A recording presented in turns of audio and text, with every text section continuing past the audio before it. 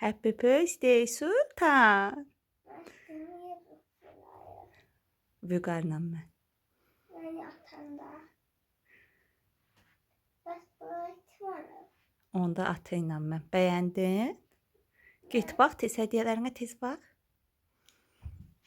Bas bırakmadım. Yan bırak. Bu. Niye çiğdem var?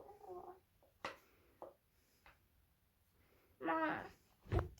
3. Ad günün mübarek. Ad günün mübarek. Ad günün mübarek. Ad günün mübarek. Bir de biraz sürekli. 1, 2, 3. Ad günün mübarek. Ad günün mübarek. Ad günün mübarek. Ad günün mübarek. Gel bir daha oyun oynayalım. Eliyesi bu. Kim birinci öpse en çok isteyen odur.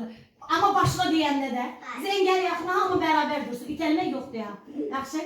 Yaxşı. Elini mənə versən. Ehtiyatlı ol ayağından. Düz koy ayağını. Ha. Sultan dursun ortada. Daha ya öyle yok İbrahim. Cığalı öyle olmaz. Bak. 1. Elini mənə ver. 1, 2, 3. Hamı. Tebrik ederim. Əziyyət çəkib öpmüşsünüz de.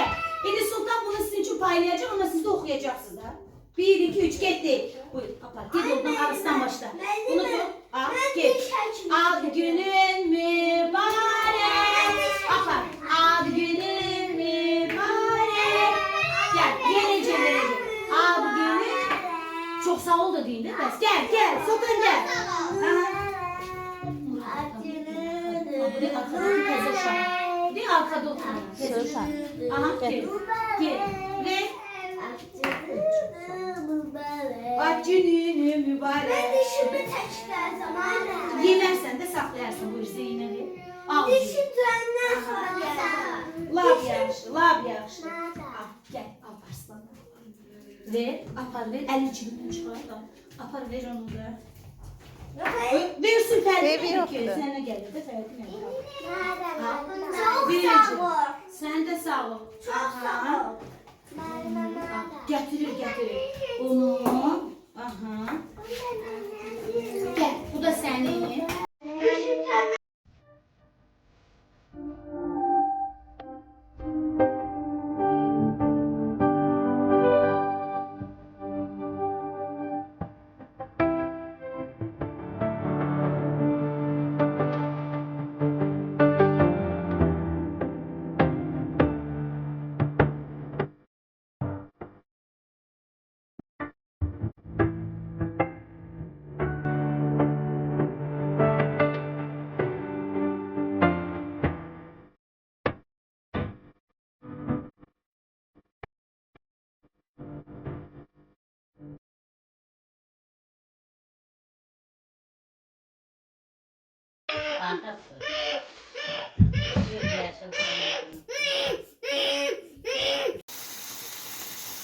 Belə.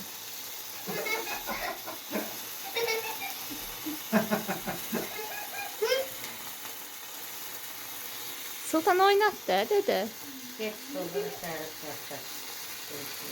Niye satıyor? Heç nə olmaz.